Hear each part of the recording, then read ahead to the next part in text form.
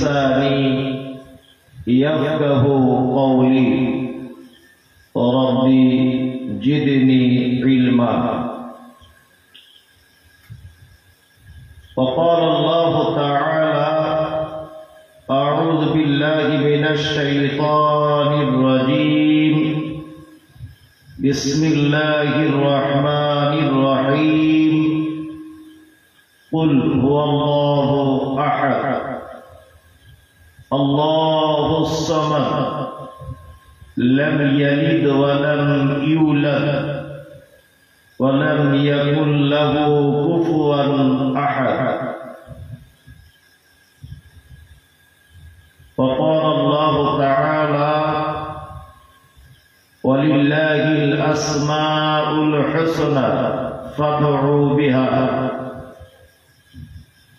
عن عائشة رضي الله تعالى عنها قالت قال النبي صلى الله عليه وسلم من عمل عملا ليس عليه أمرنا فهو رد.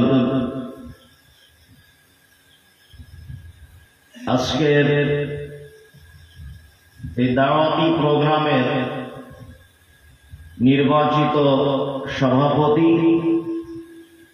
আমন্ত্রিত ওলামায়ে কেরাম, শ্রোতা হিসেবে যারা এসেছেন, চলে গেছেন, আসছেন, নারী পুরুষ, আবাল বৃদ্ধ বনিতা নির্বিশেষে সকলকে জানাচ্ছি আন্তরিক শুভেচ্ছা, ভালোবাসা, প্রেম, মোবারকবাদ, সাধুবাদ, ধন্যবাদ, স্নেহাশিস যথাক্রমে শ্রেণীগতভাবে।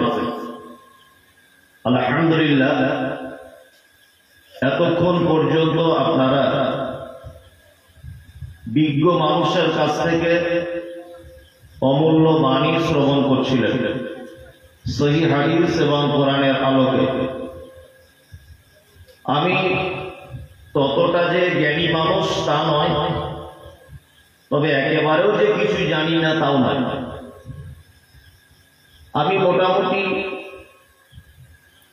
সার্জেন না হলেও গ্রামের ছোটখাটো রোগীকে সুস্থ করতে পারবো ইনশাআল্লাহ। হয়তো অপারেশন করতে পারবো না, কিন্তু ছোটখাটো রোগ হলে আমি সুস্থ করে দিতে পারবো। আমার এতটুকু বিদ্যা।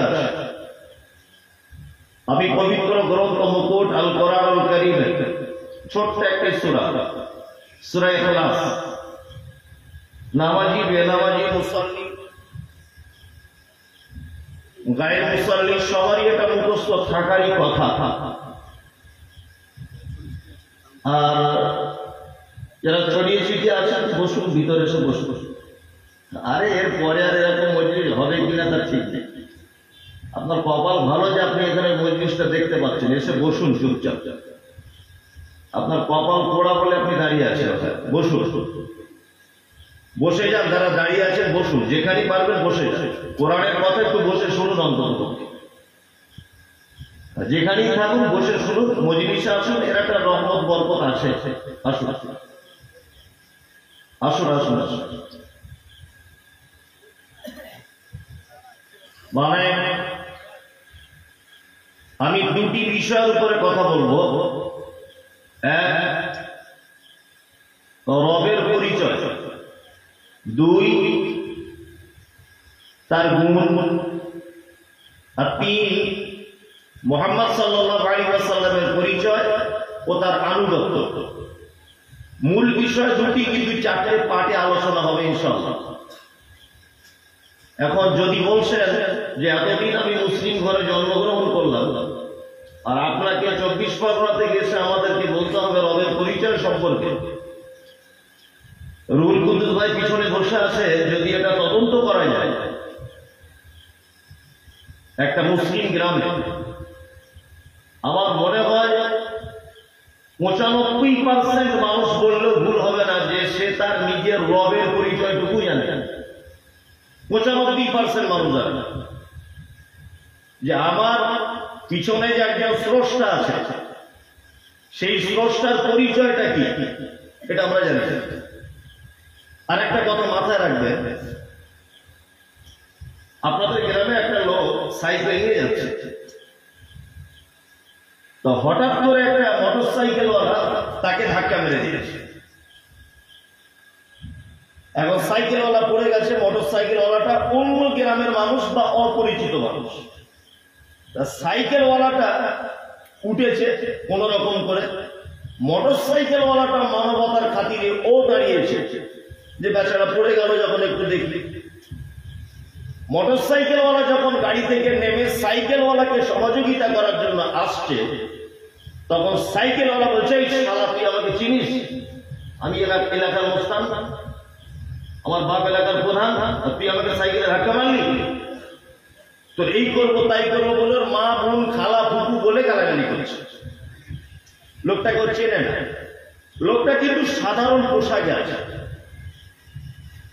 এখন লোকটাকে যখন অকথ্য ভাষায় বারবার গালিগালাজ করা হচ্ছে, তখন ওই লোকটা আর গালি সহ্য করতে না পেরে নিজের বুকের পকেট থেকে আই কার্ডটা বার করে বলছে, তুমি চেনো আমাকে?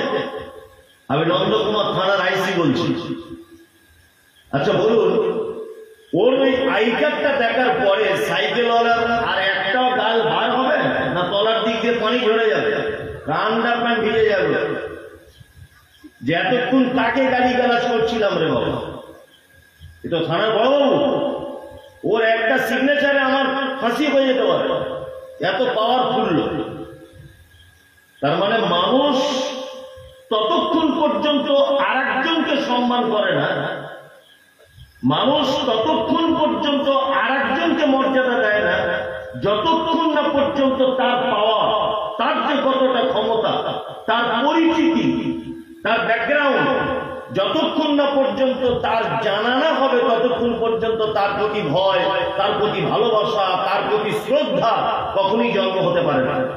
পারে পারে এই অধিকাংশ মানুষ। আমরা আলেম ওলামার শুধু বক্তব্য রাখছি। কি বক্তব্য রাখছি? ভাই না